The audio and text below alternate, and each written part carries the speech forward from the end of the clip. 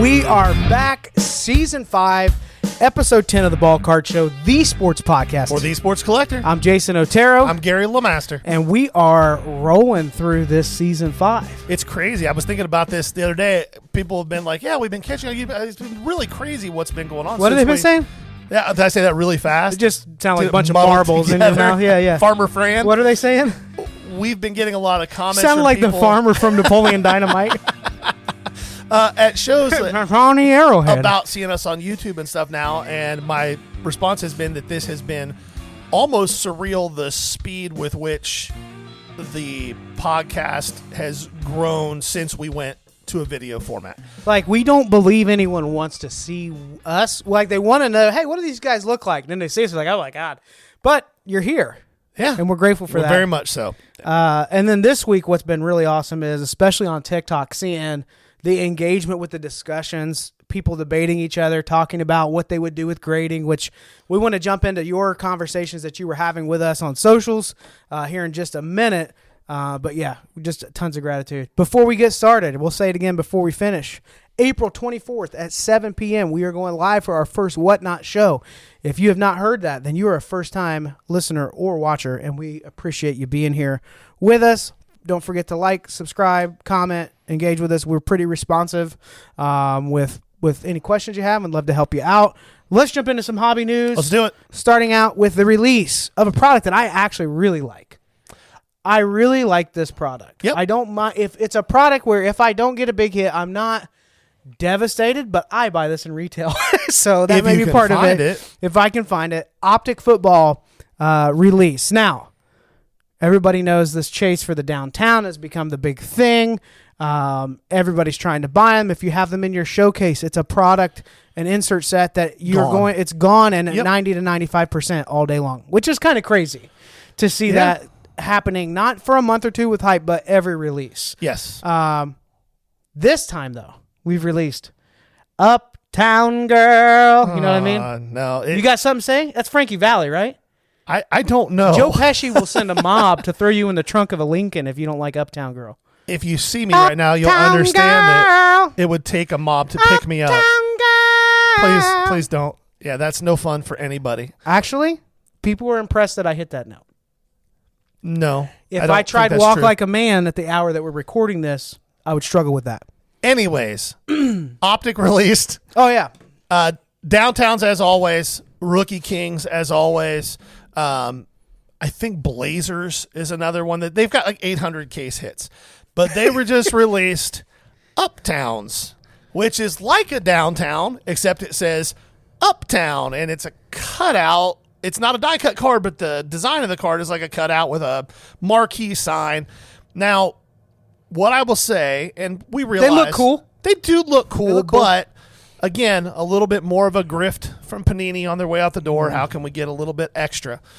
These things appear to be popping out of boxes as fast as I've ever seen anything pop out of boxes. It has been a deluge of photos of hits of these things. Yeah. So I would say this. If you want to collect the Uptowns, I think the prices are going to slowly settle. They're not going to drop to the floor or anything like that. But $2,500 for a Jaden Daniels Uptown right now, don't do that. Just don't. This is going to land somewhere between the nice home field advantage and the downtowns. I think they'll probably maintain values very similar to the downtowns. Really? Yeah, I think they'll maintain similar values to the downtowns. Unless these are happening more than once a case. I mean, that's not going to... But I mean, downtowns this year in Donruss, first off the line, they had...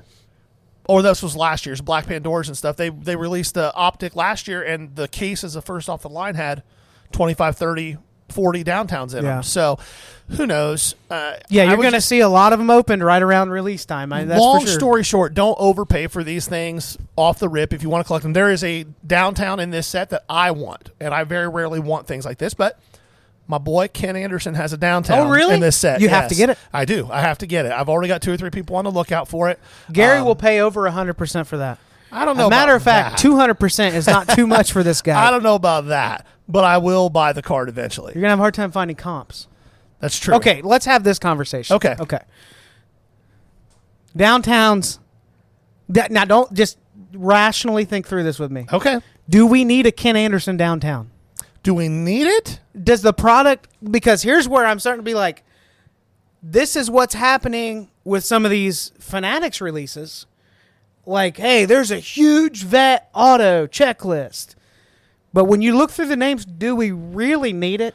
Well, Do we really need that I many do, more? but I don't know that there's too many other. I know of one other Ken what I'm Anderson getting super at collector. is how many other Ken Anderson tier collectability players are going to be getting lot. down? So, Well, not just downtowns, but in general. And here's why: they are cheaper to get autos from than the hottest guys who are playing right now. It's cheaper for the manufacturer to say, "Hey, Ken Anderson, we need 5,000 stickers signed. Are you cool?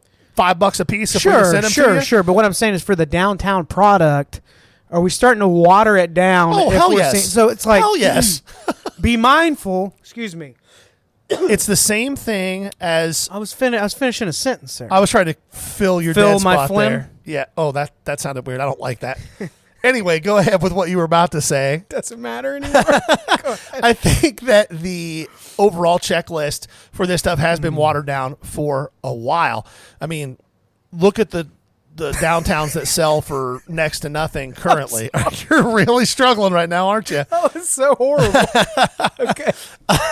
Anyhow, the more we think about it, the worse it gets. Don't think about it. Dick Butkus last year, Hall of Famer, but you can buy the downtown for $180. Yep. Terrell Owens kind of did the same thing, Hall of Famer, but pretty cheap. So some of these older guys that they're throwing into these sets, Yeah. they don't really do anything other than allow them to space out the insert rate on these things across cases. Right. Do you think the downtown market? So, like, if we see that, I haven't gone through the downtown checklist. I should have. But if we continue to see more players like that inserted into this, will that lower the market on it? No. The only thing that will let's just shoot straight here. The only thing that's going to lower the market on downtowns is if the people who consistently buy into repack breaks stop buying into repack breaks. The market for downtowns right now is entirely supported by repackers. The same thing with the market for kabooms, and the same thing with the market for every other case hit. It is entirely propped up by the repack market. If that market stops caring about those things, the prices will drop precipitously. Like, they'll drop by 40 or 50% if that happens. So this will be, in the recent months, like, since Prism dropped, this will be the hottest football product. Yes. Like, retail, because of what's happening with Pokemon and non-sport on release day or when there's restock days at the major retailers, I don't anticipate it getting better with sports cards. There's just more people in the aisle now, and guys that went and got in line for Pokemon that are used to flipping product are sure going to grab Optic as soon as it's restocked if they find out there's a little bit of an uptick. Well, right now it's silly. That's what the next comment that I wanted to make is the retail secondary market on Optic is already stupid. These boxes, What are you seeing on like a blaster? $70 to $90. Oh my gosh, don't do it. Don't do that to yourself. Yeah. These things are retail $35. You can buy them for $35 if you're just patient. If you really, really, really need to scratch the itch, hop on eBay or someplace and buy them for $45. Do not jump into lines for them at $70 to $90. Right. Don't buy them at $70 a piece Right. from the guy who just took the picture in the backseat of his car where he cleared out Walmart. Like, just don't do it. Don't feed the trolls. My and favorite they'll go is, away. hey, I'm at the store. Who wants to Yeah, pay who me for wants something this? I haven't checked out with yet? Acting like it's StockX in the shoe flipping heyday before COVID. People new to the hobby, this isn't the first time this has happened. This happened 4 or 5 years ago. Yep. With retail product, and then it stopped happening like that. It can stop happening again. You could get a Jaden Daniels downtown, but there's one downtown per case, and you might hit a Ken Anderson downtown, which would be the odds of you getting that. I'll buy it. Well, right. But like the math is not in your favor on this. Maybe a hold product, but I can't imagine that it's going to be more than 3x. Well, it's 5 not years It's from not now. a hold product if you're buying it at secondary market That's what I'm prices. saying. There's That's not going to be an insane. upside on that. Just don't do it. Don't feed the trolls. They'll go away. But it does lend a lot of credence to something we talked about last week, which is, are we about to see another boom? one of the first signs that we were having a boom the last time one occurred was retail shelves getting wiped out and that product getting marked up to 2 or 3x and actually selling at those prices. And we're starting to see it happen a little bit. Now, when that boom took place, Yep. there wasn't a sport left out of the boom. No, everything So went off. everything, if there was a possibility of an upside, was Hockey wiped maybe out. a little bit. We're not seeing that quite yet because this basketball class is so horrible It's really bad. that the market hasn't dictated a demand for that. Now, if we start seeing this year's basketball product flying off the shelf, which I can't imagine at this It's point in the sitting season, on like shelves. that's when you're going to know, like, across the board, But something's going on. football is disappearing. Good baseball product is disappearing. Yeah. This is a good pivot point into this next conversation we're having. We're talking about how the downtowns are propped up by the repack market. You obviously have the breaking market, which, just a quick reminder, Fanatics, Panini make so much more money if breaking and repacking exists than they do if it doesn't. Oh, for Just sure. a quick reminder. I'll go a step further with this. I love TikTok because of what it has enabled us to do in, like, building the community with all of you, the engagement that you have, the ability to give a take on something that's quick and concise. And I actually like to digest a lot of information on there. Yeah. But like, TikTok is running rampant with horrible margin breaks and repack products. You know, I send you probably once a week, like, hey, watch this guy go live, and he'll blow through like all of these $20 repacks, and all of the cards are $5 to $10. Listen, all of them. And combined. people buy like 5 to 10 of these at a time. And they're repacks that are in like a non-bubble wrap manila envelope that dude has handwritten a number on. And guess what? And there's 100 people in the room buying the stuff. yeah. So It's yeah, insane. this theory of it'll be worth what people pay for. If they're under the illusion that there's something big in there, then, you know, it's on them. But what is happening with the repack market, the breaking market? How is it impacting young collectors, or early collectors, I should say? I love this take Rob over at Burbank Sports Cards had. Now, just for an example, like for context, Rob There's is someone that's just a multi-generational shop in Southern California, been around a long time.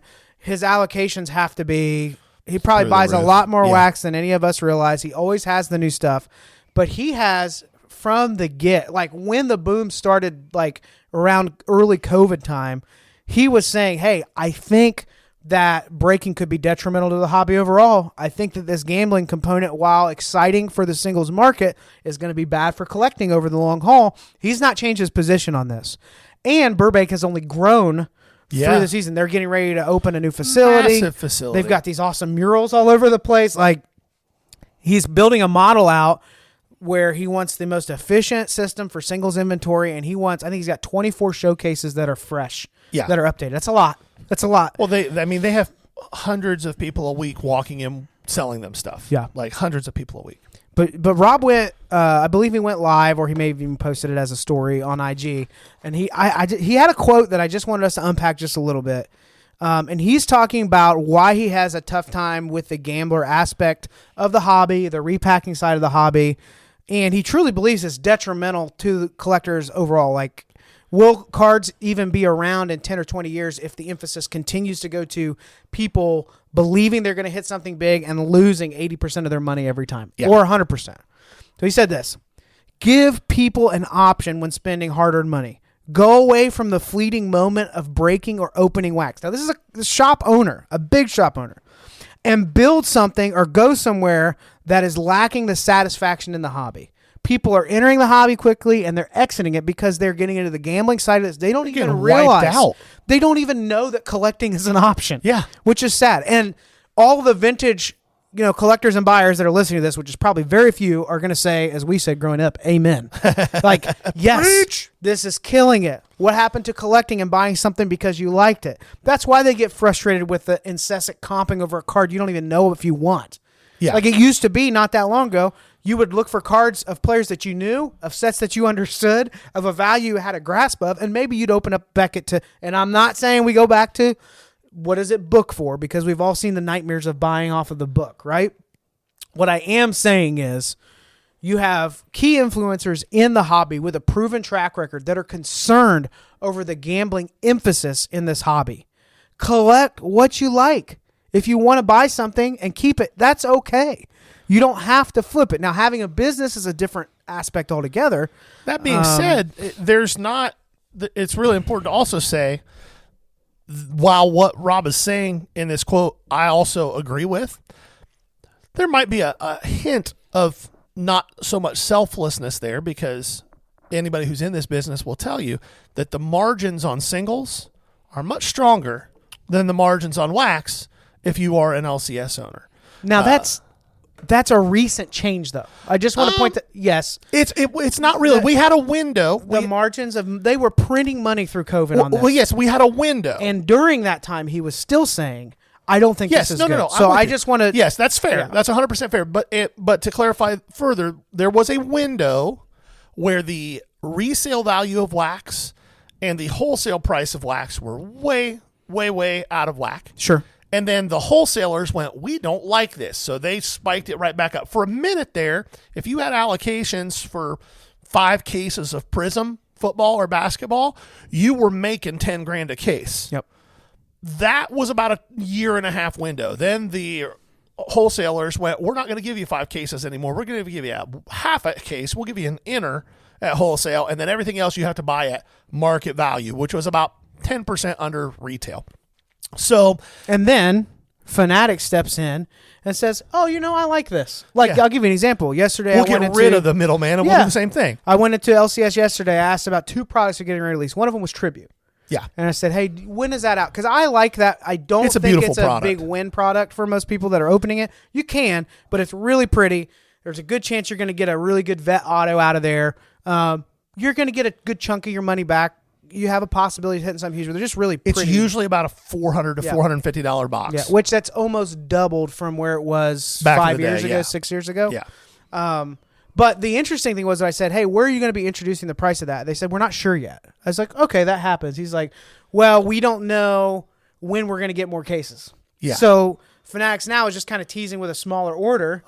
Unless you're like, yes, I want to buy 10 cases of everything and go under $500,000 this year. Well, you buy all the good stuff if you'll buy all the crap, too. Yeah.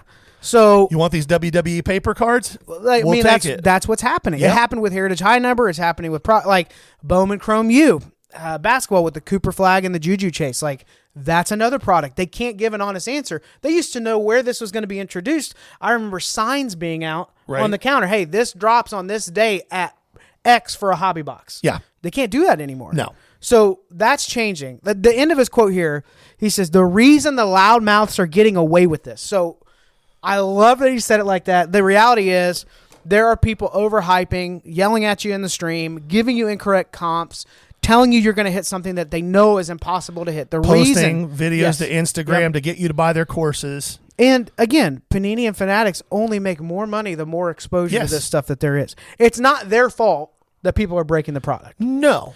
They said they're getting away with this because people don't even know about the satisfaction of collecting in the hobby. Yeah. They don't know that they can enjoy opening a blaster of Top Series 1 and not hitting a major hit and being like, wow, I'm glad Top Series 1 released and I got a few rookie cards out of it. Yeah. Like, you and I cringe at that thought, but there's nothing wrong with that. And it's almost been demonized. Like, if you don't win, if you're not up money. Which is almost impossible if you're ripping stuff. Especially on hobby. On hobby. But, like, what are the expectations here? So, we need to get people off of gambling and into collecting is how he wrapped that up. Yeah. Very concise. And that's very true. Now, will there always be a little bit of a gambling aspect if you're ripping stuff? Absolutely. The only way you can avoid that is if you are intentionally strategic about what you rip and how you rip it. Yeah.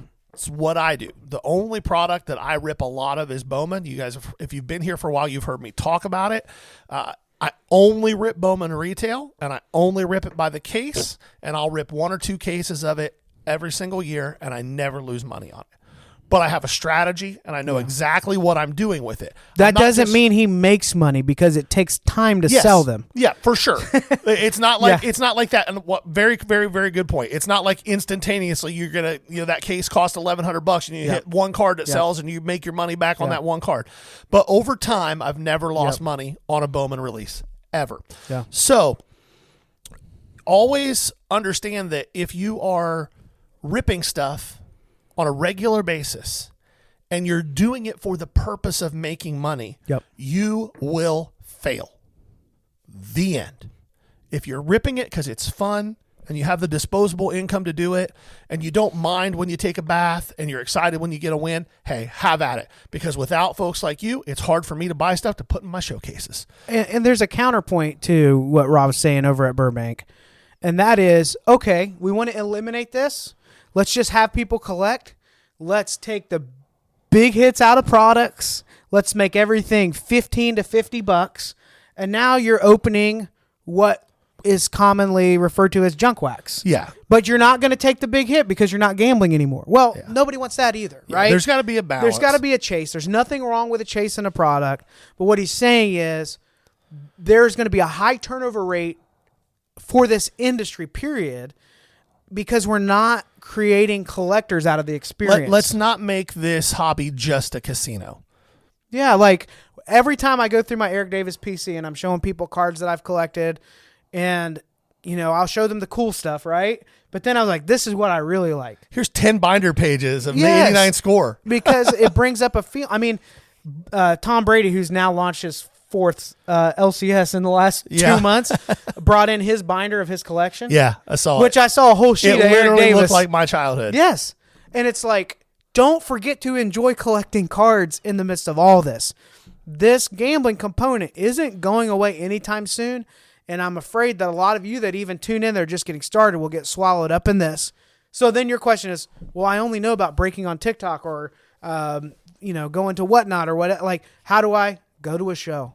Go to a card shop. Get on Facebook Marketplace. Dive in. Do some research. Find a player that you like. Or you know what? This player, I've always enjoyed watching them growing up.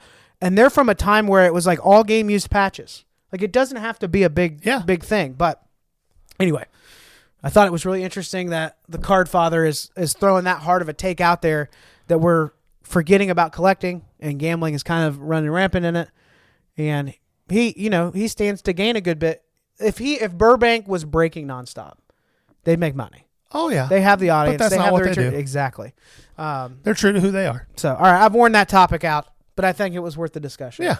Up next in hobby news / conversation, we want to spend a little bit of time talking about something that had tons of engagement from you all last week when we released the announcement from PSA about the extended turnaround times for TCG and prices going up on their services, because the comments that we were flooded with were PSA is a scam. I don't understand why everybody doesn't use tag. BGS has been around forever. If we all just quit spending money with PSA, they won't be king anymore. Why does everyone hate SGC? The slabs look better. Like everyone had an opinion on how to fix the grading issue. Opinion.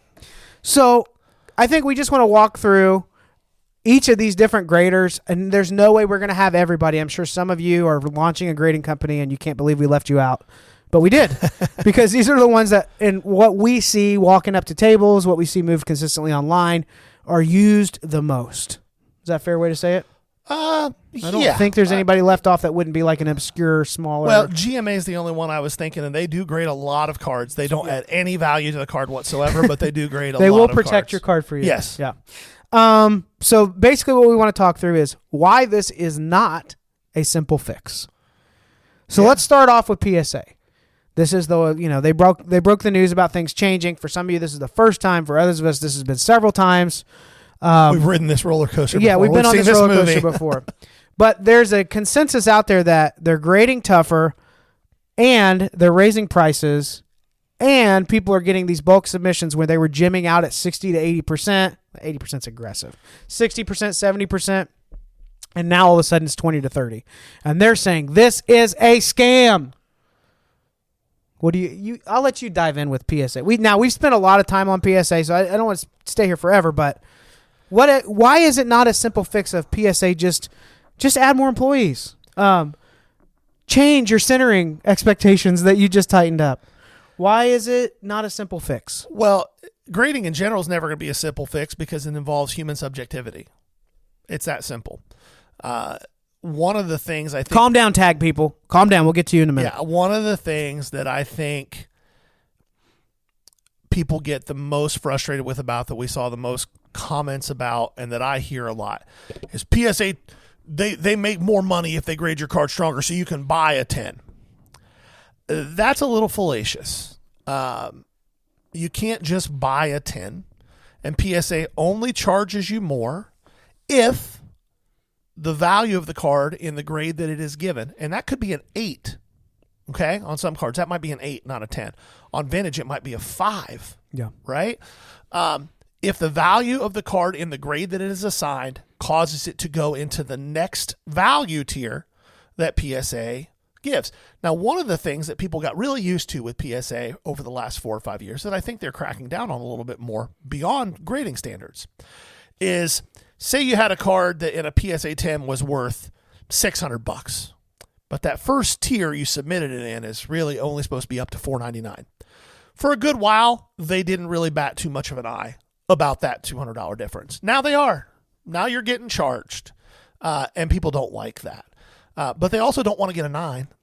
So I always tell people, if you get an upcharge from PSA, you should actually be happy about it. Absolutely. That should be something that you're excited about, because the card's worth more than you thought it was worth, which means that either it's, as an investment, you did well, or if you want to sell it, you're going to do well. And the posts that you see in regards to this, people complaining are like, PSA made me buy my card back from them.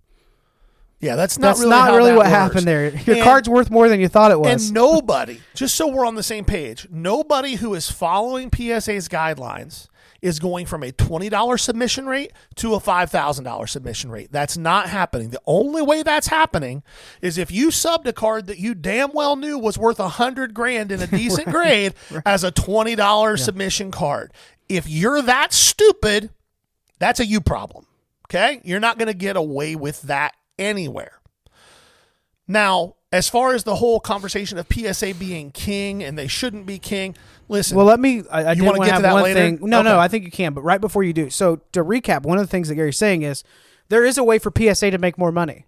It is by giving more 10s that increase the value of the card so that there's an upcharge. Right. So you can't say that they're a money grab and that's why they're grading more strictly and slowing down turnaround times. Right? That's inconsistent. It makes them less money. It doesn't make them more money. Correct. I'm trying to, maybe there's an angle I'm not considering here, but I can't see a scenario where the recent changes with PSA make them more money.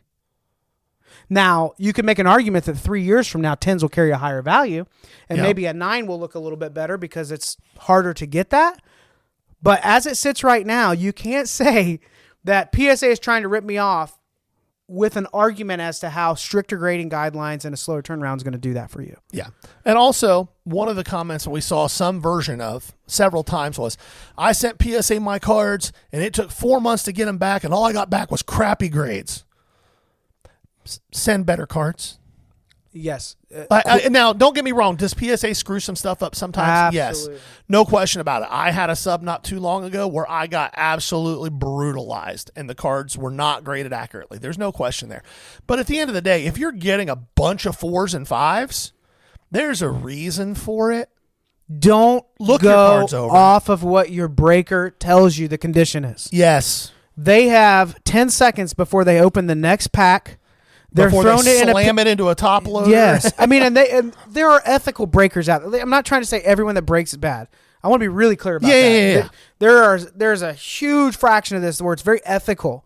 The problem is people that do this on a consistent basis spend several minutes going over each card under basically a microscope. Correct. Or at least a jeweler's loop. Yes, something where it's jeweler's microscope may have been aggressive, but there are people that do that. But they're spending time on this. It should not be easy to get a 10. Right. It has nothing to do with how long it's been in a pack. Absolutely nothing. It doesn't mean anything. Pack fresh is the dumbest thing I've ever heard in my life. I opened 2017 Update Series Baseball looking for Judge rookies. I pulled some. 2 of them have a soft corner. That's to be expected. Yeah. I shouldn't expect a 10 out of that.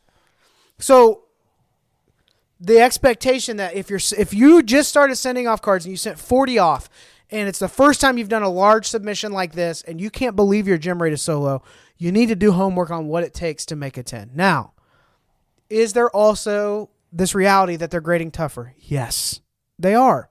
So you should spend even more time pre-grading, okay? For sure. So if that happens, it's not the end of the world.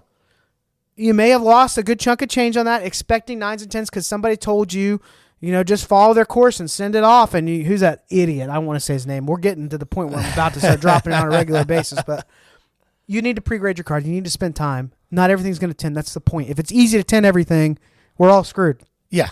Everything gets out of touch. So it's not a simple fix for PSA. Do they have issues that they could address? So some things that we think that would help. Staff appropriately. Pay your people appropriately. Your turnaround times will probably change pretty drastically if that's a concern that you have. Yeah. Maybe their financial model is, hey, we're where we want to be. The amount of money coming in makes sense. The amount of money going out to employees, staffing, and all that leaves the margins right. So let's tighten this up a little bit. And for the next 3 to 5 years, we should be sitting pretty. Yeah. That's probably what's going on. Go ahead. Next. Up next. Because I'll hit my end point at the end of all this. SGC. So SGC has a reputation for grading a little tougher than the way PSA has over the years. They have a reputation for carrying a lot of vintage cards. Yep. Some of the biggest vintage cards in the world are graded in an SGC slab. Some of the highest price sales of all time are SGC slabs. It is the only slab that has like a black border around it, so I like that they call it the tuxedo. Visually for PC, it really makes a lot of cards pop. Yeah.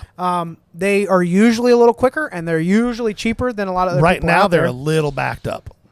Yep. They're a little slower right now on their standard submission. Which, when this starts to happen, it's usually going to hit all grading at some point to a degree. But there are people that are like, SGC is way better. Now, in case you aren't aware, the parent company of PSA acquired SGC. Yeah, they're under the same umbrella now. So it's the same family. So for those of you commenting, I hate PSA, that's why I do SGC. It's going to the same account.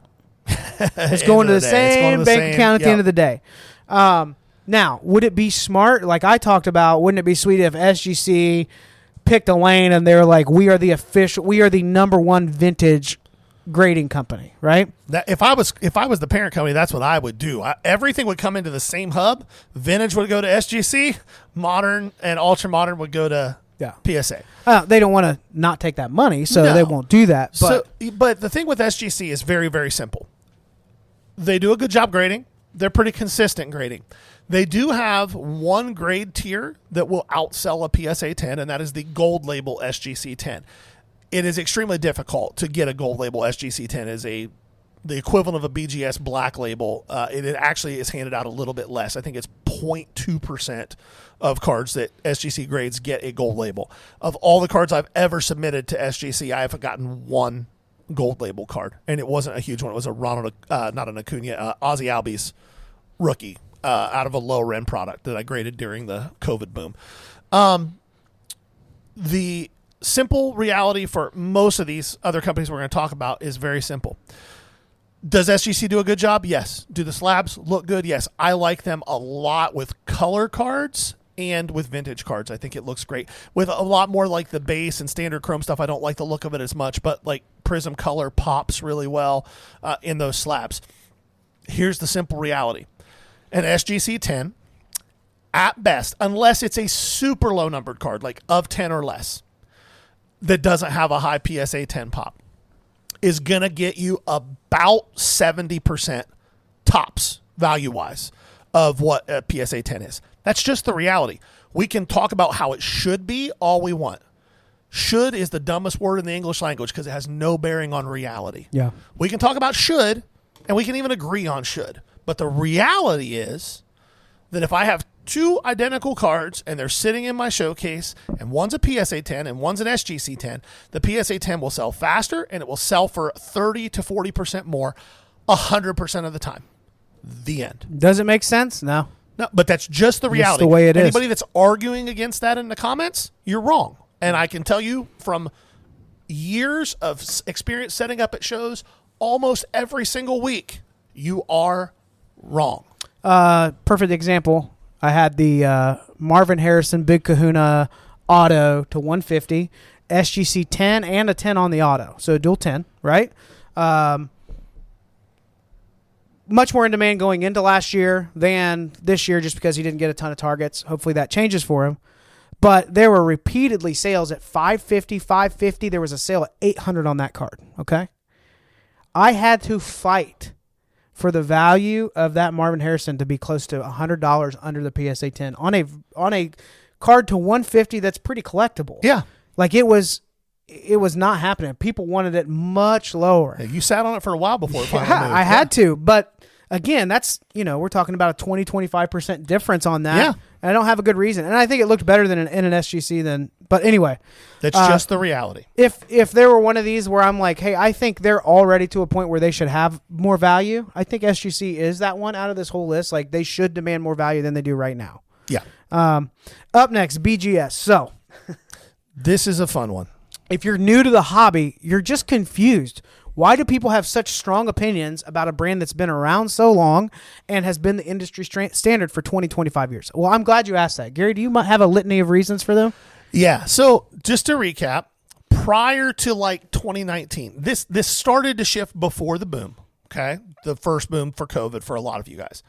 Prior to 2019, Beckett BGS was the place where we all sent our really nice stuff. We wanted the subgrades. That slab carried a premium. It was the V standard. PSA was where we sent all of our off-centered stuff so we could get 10s on it, right? That was just the reality. And again, if somebody's trying to argue against that, you're new to the hobby. Anybody who's been here for more than 5 years knows exactly what I'm talking about. To this day, older BGS slabs will carry some premium on higher end stuff versus newer PSA 10s. Now it won't on the ultra modern stuff, but on older stuff it does. Beckett, over the last 5.5 years, 6 years, has just over and over and over again just shot themselves in the foot and shot themselves in the foot and shot themselves in the foot. Dr. James Beckett sold the company. The new ownership came in, did some weird things, allowed PSA to get a little bit of a foothold. PSA understood how to market better than Beckett did. Beckett was one of those companies where like, we are who we are, kind of IBM versus Apple. Like just standing on their legacy. Really yeah, is. IBM versus Apple. And Apple went, oh, well, you can just go ahead and be who you are. We're going to sell to everybody who doesn't have a clue who you are. Yeah. And take over everything. And that's what PSA did. Between the baffling decisions that BGS made over and over again, from failed new logo rollouts to new slab rollouts that didn't work. The database merge of Beckett Vintage Grading, which was like a standard for vintage. This was like you got a velvet protector for the, like it was very nice. Beckett Vintage Grading. They merged their databases with pop reports, what this card is, and all that. Screwed it all up with their standard slabs. And they're lost. Like you can look up like the cashless clay that I keep mentioning. Comes up as a Cal Ripken, like mid 80s card. So it's not even like technically in their vintage category. Yeah. And they like, yep, we did that. I reached out to customer service. Can you reslab this in a new one at the grade? Yep, we did that. Can't guarantee you the grade. You can send it down. Yeah. I'm like, well. Yeah. Don't want to do that. No.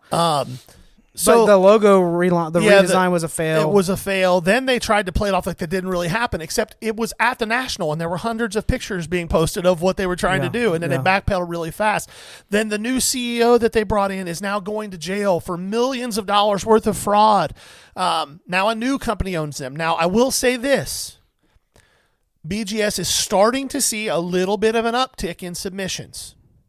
That's because PSA is backed up and has pissed a lot of people off, and SGC is starting to piss people off with their backups. And the non-sports market is going nuts. Yes. So there's demand. So if there is one company that has any chance of dethroning PSA, in my opinion, it is Beckett. Now, if you go back to our older episodes, you're going to find us being like, please just close the doors while you still have a chance. Yeah. Like 2 years ago, we were saying, like, what they're doing, they should just be closed. They don't have a future, this and that. So we would love to see that.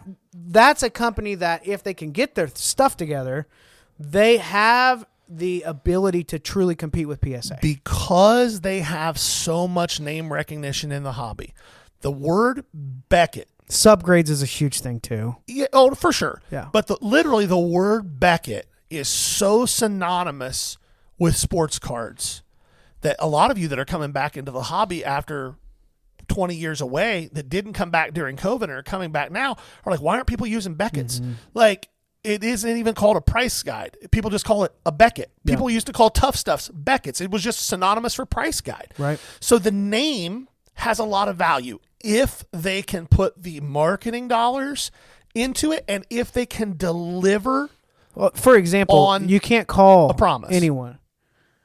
Like No. if I need to get a hold of somebody at Beckett, I've tried this. You're sending an email and they're maybe getting back to you. SGC's the same way. They don't answer a phone. Like the customer service issue, and again, it would probably have to get farmed out to be financially viable, but put somebody on the phone. There are AI bots that exist that I hate you 'em. can't. I hate it. The good ones I know. you can't differentiate from a person. Well, that's not what Whatnot has. Well, no, I agree. They don't What have I'm that saying one. Is the good Yeah. ones you can't differentiate from a person. So you could do a few things, but in general, if there's one company that could make a push against PSA, I think Beckett is it. What are they charging for their lower tier? $17 or $18? It's it's- dropped a lot. Yeah.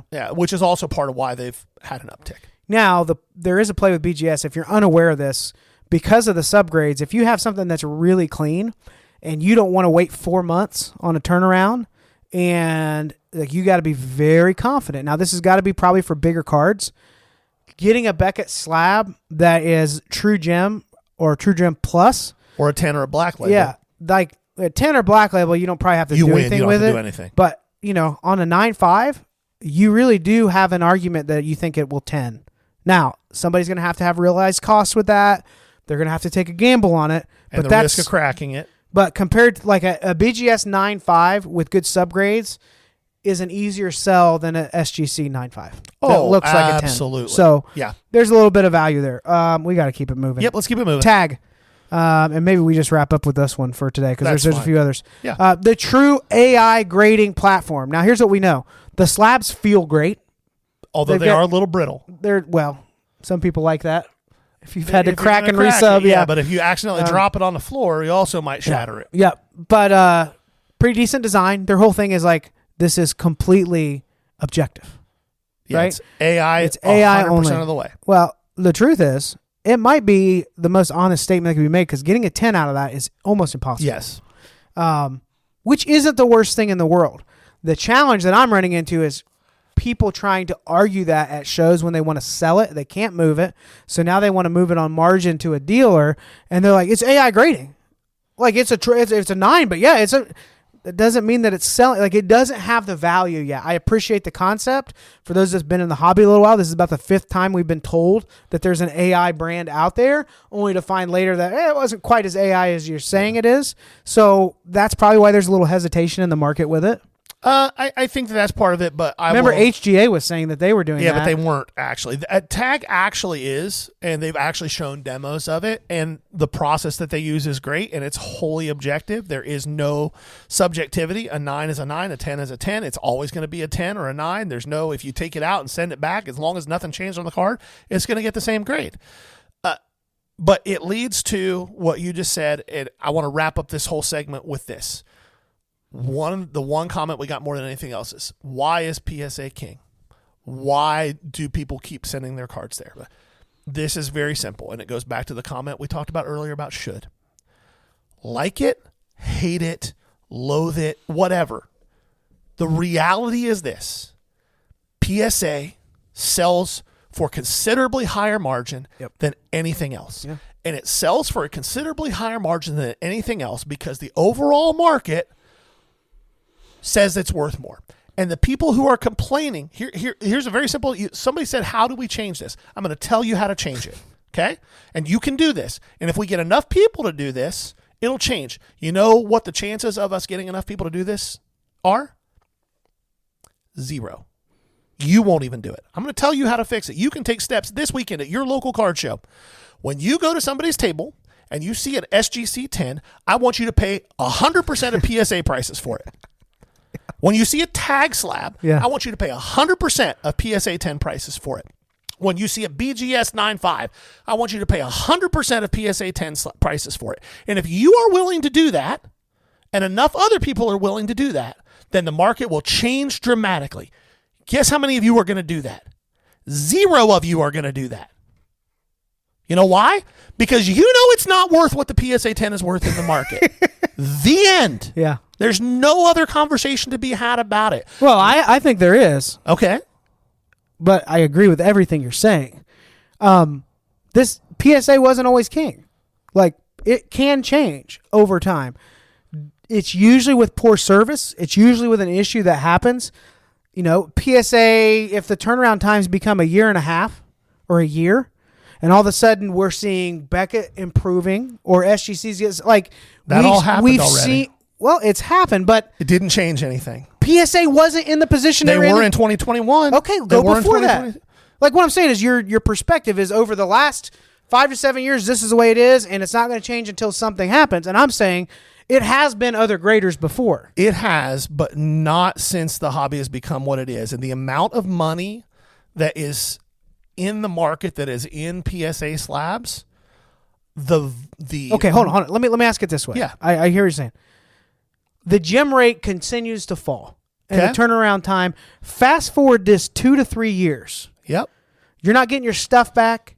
You used to send off 20 cards a month. Yep. Now you don't even send off 3 to 5 because you're like, unless I have something really big and I'm sure about it, I'm not sending it off. Yep. That will affect the market and what people are willing to pay. Well, it might, except if 10s are rarer and the pop on the 10s goes down and PSA has still maintained, then the value of 10s goes up. There's not as many out there. Well, right, which means the value goes up. The same reason that BGS 10s are worth more than a PSA 10. Okay. And the model that PSA is really leaning into, to me, from what I can see and the moves that they're making, is they would much rather get 1,000 subs a month from 1,000 group subs, and each one of those subs has 10,000 cards in it, than they would to get 100,000 subs a month of 2 cards from you and me. Right. Right? They don't care whether you or I send our 5 cards in. That's why they love the GameStop stuff. Yes. They love that because GameStop sending them in. it increases their margins because there's less to do Less time. on the back end. Yeah. It's all in one order. So I want to reinforce what you said. Yeah, if you want to make a change tomorrow, start paying 100% on the other side. come to my table. I will happily sell you all my SGC and CGC. You know, you might even go 95%. I might out even of the go kindness 95%. of your heart. Yeah. You won't. I promise you, you won't. So don't complain about something that you're not willing to do something Well, you about. can complain. Hey, hold on. Half of this podcast is complaining. Yeah.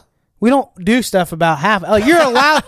You're allowed to complain in the hobby. You're allowed to complain, but don't expect there to be change. Yes. Yeah. Complain away, but don't expect there to be change if you're not willing to do something to effectuate I'm change. not convinced that this is as set in stone forever as it sounds like you are. I think that there's so much momentum in the market. The reason that it changed prior was a little bit a service issue, like you were talking about. It wasn't as much a service issue as it was one company recognized that the dynamics of the market were changing and another company didn't. And now those dynamics have shifted. And I don't know how that momentum, I don't know how PSA grades 1 million, 1.1 million cards a month, and Beckett grades 70,000 cards a month. Yeah. I don't know how that difference in momentum truly gets flipped. Do I think Beckett is our best bet to do something? Yes. Do I think they will? Probably not. Yeah, there's no motive for SGC to take over the market. No. They've already got it. They want it to be 1 and 2. Yeah. Yeah, 1 and 1A, which Yeah. is not quite yet. But I'm hopeful that it could change. I think competition would be great, but everything else in the hobby is heading in the monopoly direction. Yep. So I don't know that it's going to change anytime soon. All right. We got a lot still to get to, and we've already all right. gone through a lot. So let's rock and roll. This next one, the value box we've been bringing to you over the last several weeks. And the topic for the value box in this 4-week series is, if I was starting a card business, if I was trying to sell cards to make money, what would I do? And so we broke it up into 4 weeks. Sell what you have, buy what you need, negotiate the deal, and then scale the business. Today, we are talking all about negotiating the deal. Now, we have left breadcrumbs over the last several years in our content over how we negotiate, the approach that we take to buy with margin. But I think we could give a quick overview on that and just a couple of things that would be helpful. Now, I wrote down some bullet points for me. I know that you had some ideas in your own mind with your approach.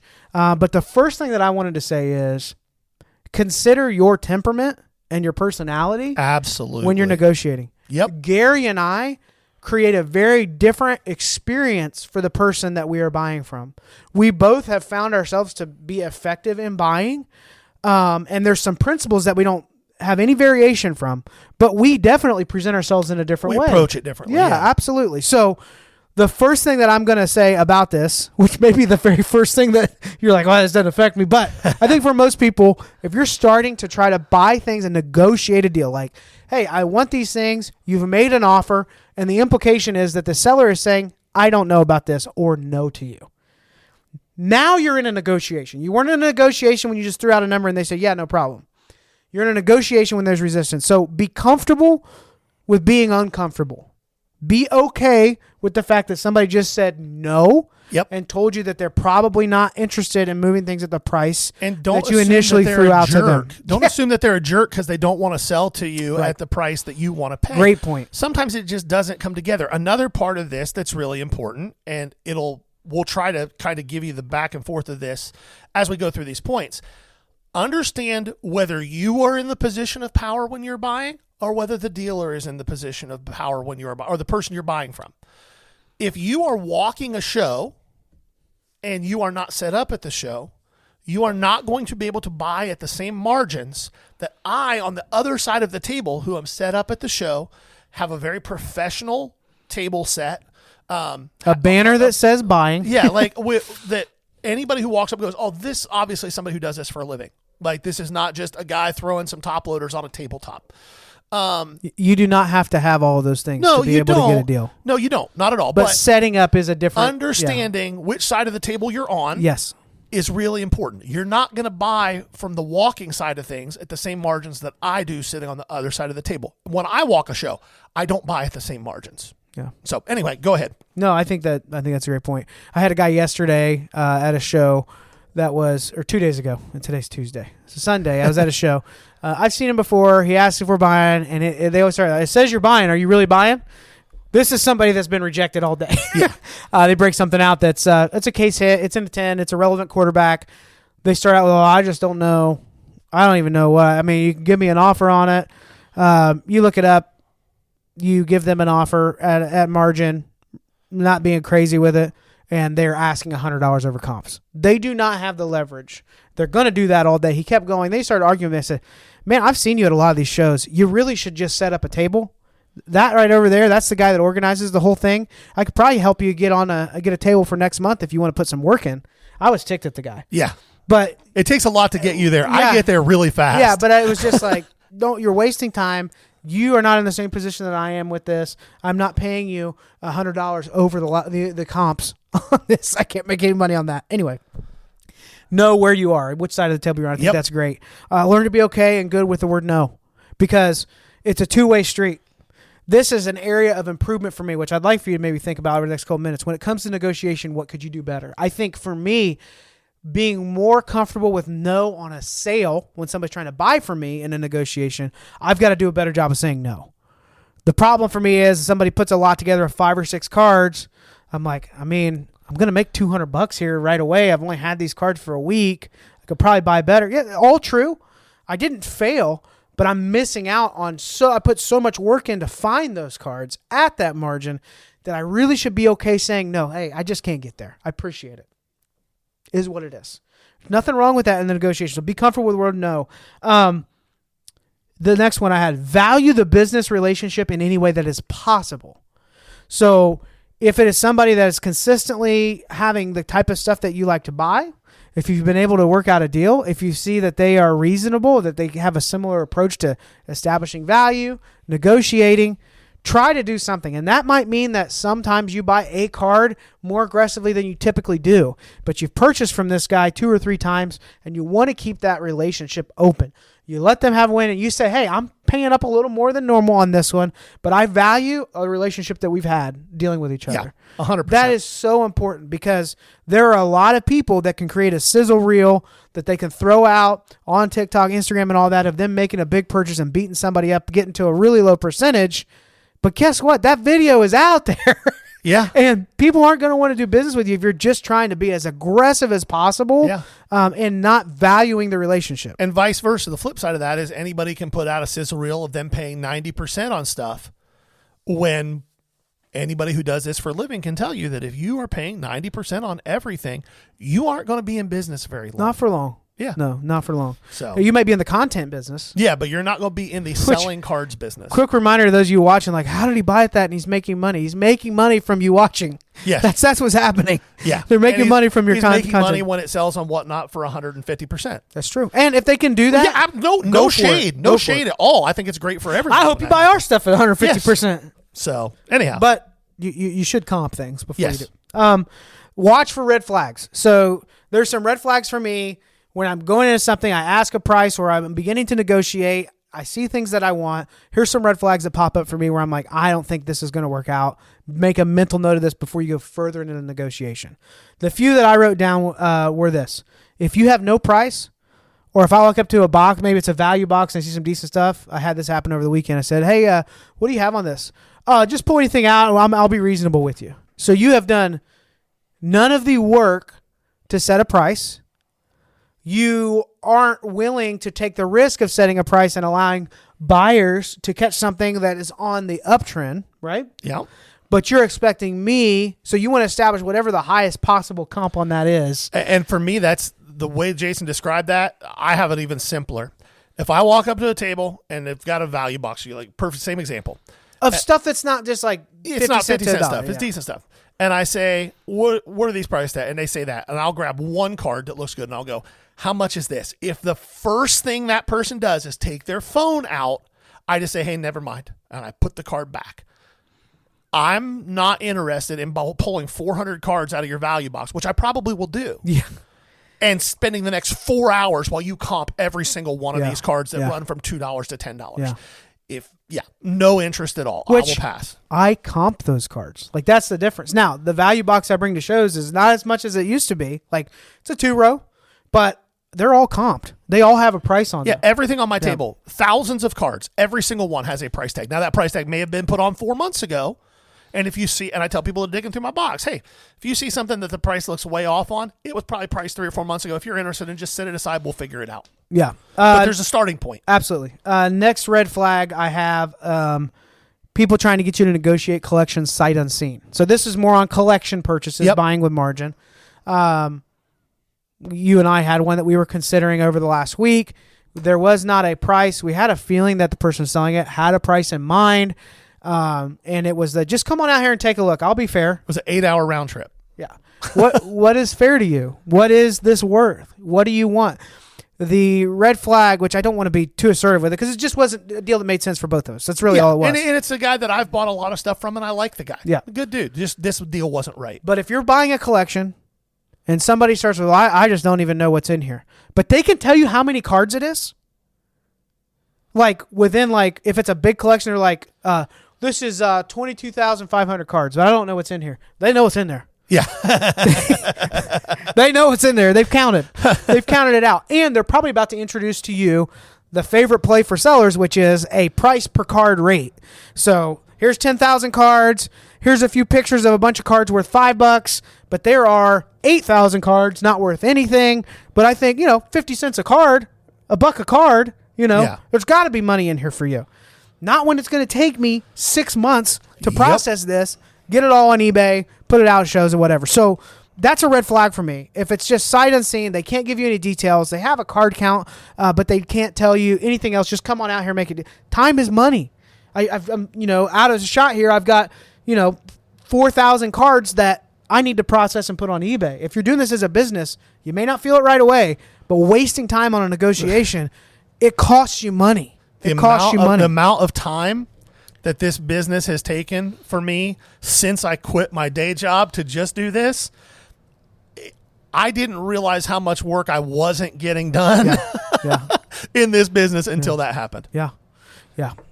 Other red flag I had, just diverting when you ask specific questions. So on a vintage collection, I asked for if they have a card count and they say, I think it's this. I asked them, up to this year, what percentage do you think is this?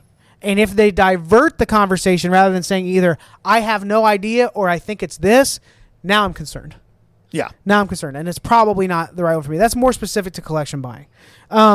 Next point, value box, negotiating the deal. Your number is math. This is my favorite point. Not a feeling. Your number when you're buying or selling and negotiating a deal, it is a math decision. It is not a feeling decision. Now, the only caveat was what I mentioned about if it's a valuable business relationship, you have a track record of doing business. That's still math. You know that they're, yes, it's true. That's still they're math. going to take care of you on the other side of this deal when they have something. Math, not a feeling. It is tough. You go to a 2-day show. You thought you had the right inventory. Day one, your buddy's already done $5,000. You only did $500. Your buddy's like, yeah, I don't know what's happened. That seems like the kind of stuff people want. You seem to be priced reasonably. Day two, you're halfway through. And thank goodness somebody comes and they start saying, can I take a look at that one? Can I take a look at that one? Can I take a look at that one? Can I take a look? And the stack goes up. And you're like, yes. And then they come in at 5% over what you bought everything at. And you're so tempted because you don't want to feel like you're taking a loss or you're not doing enough business at the show. Is it a feeling or is it just math? You have to have a number in mind that you're willing to sell. You have to. Yes. Now, there are other math factors like how long has it been at the showcase? If I've had no nibbles and it's been in there 6 months, as we said a couple weeks ago, maybe I'm priced wrong. Maybe there's some comps that have come through. But you have to have your number. You have to have a percentage you can't get out. Now, there are some cards where they are going to be, this is an 85% of comps card for me. There are some cards that I'm like, I don't care. Based off of how liquid this person is, their trajectory, we're still in the off season. They just had an ESPN documentary come out on them and it's going to take off. Like, I'm at 100% on this card. Yeah. And if I'm wrong in 3 months, now I'm at 90. Now I'm at 80. And I think that math gets even simpler.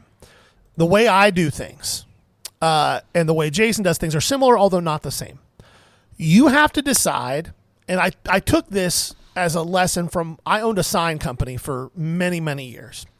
And the one thing that was so important in any type of a service business is to figure out what your shop rate is. Our shop rate was $65 an hour. So whatever business we did needed to generate at a minimum $65 an hour. That's what it took to cover the overhead of the business. Not profit, overhead of the business. And then anything above that was profit. I brought a very similar way of approaching this business to this business. I know what my margins need to be on average, and I know what I need to pay at different price tiers percentage-wise to get there. One of the first things I do when somebody brings a box to my table to look at. Hey, are you buying? I'll always look. That's what I always say. I will always look. If I start flipping through, and I might have said something about this a couple weeks ago, but I'll reiterate. And it's a bunch of high-end case hit type stuff. I won't even keep looking. I'll say, hey, what percentage are you needing to be at? Again, I'm putting the ball in their court. You know why? Because it's their cards. It's not my cards. Right. And I'm not going to beat them up, whatever their answer is. Yep. Hey, I need to be at 90%. Hey, man, I appreciate it. Is there anything in here that's not case hits and stuff like that you're going to be a little more flexible on? Well, no, not really. That's where I need to be. Hey, I get it. I'm just not your guy, and I'll point them towards somebody that may be. Because back to your thing, I want to keep that relationship open, right? Yeah. For me, I'm going to give you a little bit of my secret sauce. Sometimes this will work for some people. Sometimes it won't. I think part of the reason it works for me is because, like Jason said, my personality is very straightforward. And my wife tells me it's intimidating. I don't think it's intimidating, but it might be to some people. I'm just very direct. If something's worth, and these percentages have changed. Okay, I gotta have fun here for a second. Yeah, you're good. Because he's so direct, there have been times where there's a really introverted person, and I've been there where the deal just didn't work out. It may have been something similar to that, but because you're so forward to that person, like, you see them like heading down the aisle. They see you and they're like, go the other way. it's like the Good Samaritan. They like cross the street and went across. Yeah. Not every customer's right for every buyer and seller aren't right. They're for so each worried other. about eye contact. Yeah, which is okay. It's fine. But these percentages have changed as my inventory needs have changed. I used to pay a little stronger on low dollar stuff because it was a bigger part of what I do. Now it's not a big part of what I do. So if I'm going to buy stuff that's worth less than $30-$40, if I'm going to buy it, it's got to be at a margin that makes sense. So for me, that break point is around that $30 to $40 point. Anything less than that, I pay 50%. And I don't want to buy 2 cards. I want to buy 100, right? If it's worth less than $5, I'm not interested in it at all, unless it's just a throw in. Like if you buy all this stuff at 56%, I'll give you all this. Okay, cool. And for some sellers, they're cool with that because they just want to get rid of that stuff too. Some sellers, it's most of what they have in their box and they're not comfortable with that. And that's okay. Back to being okay with no. Mm-hmm. No, I can't sell it at that. Hey man, I appreciate it. I appreciate you letting me look. It's just probably not the right stuff for me. Some of you listening to this are like, well, that's not 50%, blah, blah, blah, blah, blah. Like some of these shows cost $150 a table, and they're not even that big. Well, that's a big one. But let's use an example of like there's a regional one that we went to a couple months ago. They charge $100 to $300 a table. You're going to be getting hotels. You're going to be driving out. You're going to be buying meals. You're going to be buying inventory that will not sell at the show because you need to constantly resupply. It costs money to do it as a business. And the time cost of money is really important.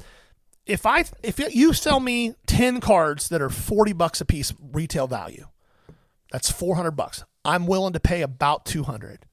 And here's why. If I pay more than that, I'm costing myself money because otherwise I could take that $200 and buy a card that's worth $250, $260 and turn that card way faster than I can turn that low end stuff. Way faster. Now, the difference is Gary already has a consistent customer base at that price point. Correct. Yep. That's a super important detail. This is for me. Now, let me go ahead and it's not to put egg on your face or mine. You and I rolled down with our regular price point inventory for shows to a regional show that had a pretty good turnout a month ago. And we got destroyed. Why? We didn't have the right stuff for the show. Yep. So the guys who had that now that $40 and under stuff, they killed it. Show. We have buddies, shout out to Twins and Friends, that I would consider them buddies at this point. Man, good friends. And they put out value boxes at that particular show, which normally they put out case hits, and they crushed it. Yeah, they have like 7 or 8 4-row value boxes, and they just absolutely murdered. They did great. So, yes, what he's saying is for some people it doesn't make sense, but he has a deep knowledge of the prospecting market. He has a deep knowledge of, that $200 to $500 range all day, and then weird subsets from like 2000 to 2015 that a lot of people aren't like familiar with without researching. Yeah. So there's a difference in that. Now I'll pay that number for me would be $300, but those $40 cards better be a liquid player. That's what I'm going to look for, liquidity. So I'm okay with that 25% on that at max. 75 then. Yeah, that 25% margin. Yeah. You're paying 75%. Yeah, it's math. I know, but we were talking in you're smart enough to figure that out. Well, but what are your breaks? Because my bands were what I was kind of shooting at here. So that's my first band, 50%. That's the low end. So then we get to that $50 to like $300 card range, right? Which is kind of my meat and potatoes. That's where I want to have 60 to 70% of my overall inventory in that range. That, depending on what the card is, I really want to be at 70%. I'll maybe push to 75%. And that's my max. I don't care how cool the card is. I don't, if it has consistent comps, that's my max. If it doesn't work for you, no problem. And then over $300, I will get to 80. 80 is my max. I'll still want to shoot to be at 75, but I will creep up if it's the right thing. I buy a lot of cards. People are like, you can't possibly buy cards that does. I do. Well, the difference is not everybody. Now, if you're only going to bigger shows, you've been doing this a long time, it's different. But in the regional show market, there's usually not more than 3 or 4 tables that brought several thousands of dollars to just buy inventory. Right. And that's a part of collecting too. Like there's people walking around that have a card worth $300, but they hit it in a pack and they graded it. they are quadrupling their money, or they are getting that 75% is a ton of profit for them because of the price point they were in on a product, or maybe they hit it on a break or whatever. Yeah, exactly. Or traded for it. So that 75% of, I think that's 75% is where I try to be. I think anything under $20, it's probably like that 50% for me. But I am in an earlier stage of, I'm trying to work towards the higher value stuff. Sure. Now, last week I did great. Yeah. Pushing into more of that $300 to $600 range. But the other thing you're going to find is, unless you have consistent buyers, that stuff will stay parked for a little bit longer. Because not everybody's ready to spend $500 at a card show. Some people just want to buy a bunch of cards at a card show. Yeah. And they can't buy your card for $500 if that's what they brought for the whole week. Yeah. So something to consider there. We have a nice long episode here. Let's keep it rolling. Two things as we finish up with this segment. Be grateful for the deal. Be actually grateful, because if you're doing a business with this and you don't have this opportunity to buy or sell with a negotiation, even if it's a little painful, if you don't have those opportunities, you don't get to do this. No. Your business is nothing without people that put confidence in your ability to sell them the things that they need at a price that they can afford. Yeah. It's pretty simple. Yeah. The second thing that most dealers really miss out on, and it is when you are consistently busy, especially at a show. You know, I'm learning, like, you have days, especially when you get better stuff in there, where you just don't have a moment to think through the day. Like, I can't imagine some of these influencers where it's just like 3 people deep. Oh, yeah. 50 across, nonstop. You got a bunch of kids interested in the hobby, which I try to take time to encourage them and ask them who they PC, give them something out of value. Like, I don't know, like, you don't have time, but take time to follow up with the people that you did a deal with. If you can follow their IG, if you can give them your card, if they can shoot you an email. I can't tell you how many times just in the last 6 months, by taking that extra step to thank them, or an eBay transaction where somebody bought several, or they said, hey, if I buy 10 cards, will you give me this percentage off? If we work out a deal, I'm writing a personal note. It's eBay standard envelope. I'm still writing a personal note. Yeah. Say, thank you so much, blah, blah, blah. Email me if you ever are looking for anything else, and before it even hits the market, I can let you know if I have it, right? Some of the closest friends that we have in this hobby are people that we met at shows. Yeah. That either we were walking a show and we got to know them as a dealer, or they were walking a show and they got to know us on that side of the table before they ever knew about the podcast or the YouTube channel or the TikTok or anything else. They're just people that we met. They're people that we have dinner with when we're at big shows. Yeah. They're our friends. And that doesn't happen without that step. Yeah. And if it's only about the transaction, you will not have that recurrency. Right. Like, unless you just have the best stuff at the best price nonstop. Yeah. Which is impossible. Yeah. Like, it really matters to keep in touch with the seller. All right. Low end liquid segment. This is a little bit oddball. Weird. You hadn't even heard of this. You were like, I think I'm going to talk about this. I was like, what the hell are you talking about? So we talked about scarcity last week and how it can affect the bigger card market, the higher price market.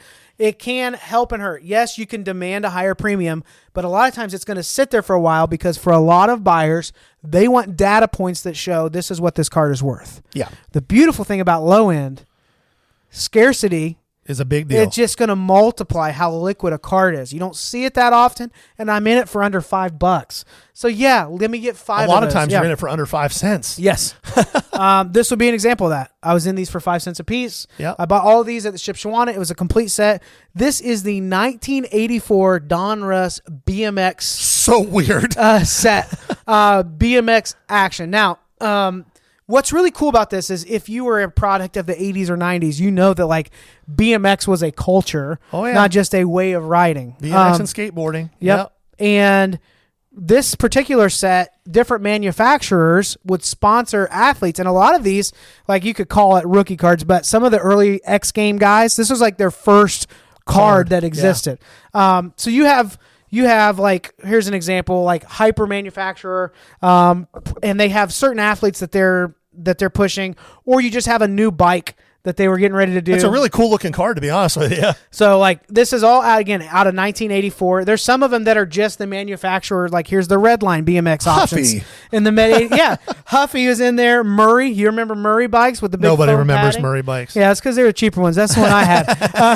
But the Murray bikes. So this is a product, for example, I'll just give you math on it. When I say liquid, I look at the 90-day sell-through rate on eBay. I have listed 60 of this set in the last month and have sold 20 of them. So over a 3-month period, the projection would be close to 100% sell-through rate. Obviously, the more desirable stuff goes first. Right. But even a 50% sell-through on something weird like this that you're getting for nothing. Yeah, when you're in it at a 4,000% margin. So, 1984 Donruss BMX racing. There are athletes, and it has like a bio on the back. They're really clean cards, actually. The shape that was these the are first in, thing that I said when you showed them to me. I was like, those are actually in really good shape.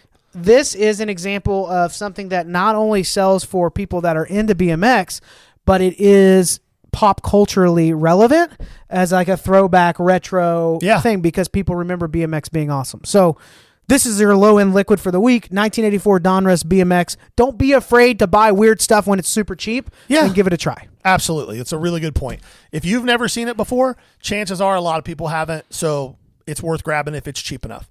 That's pretty true. Price points $3 to $8. I think I put $2.99 on all these. I do multi-quantity discounts on it, so I mean, if I get a 5-cent card and it sells for $5 liquid, that's a grand slam. Yeah, it's huge. Selling fast. So yeah. Okay. Last segment, and like Jason said, we know this has been a long episode. Hopefully, it's You're been welcome. worthwhile. You're welcome. The Lookout. This guy is who I picked last week, and then he got called up over the weekend, and that's Chase Madrith for the Chicago White Sox.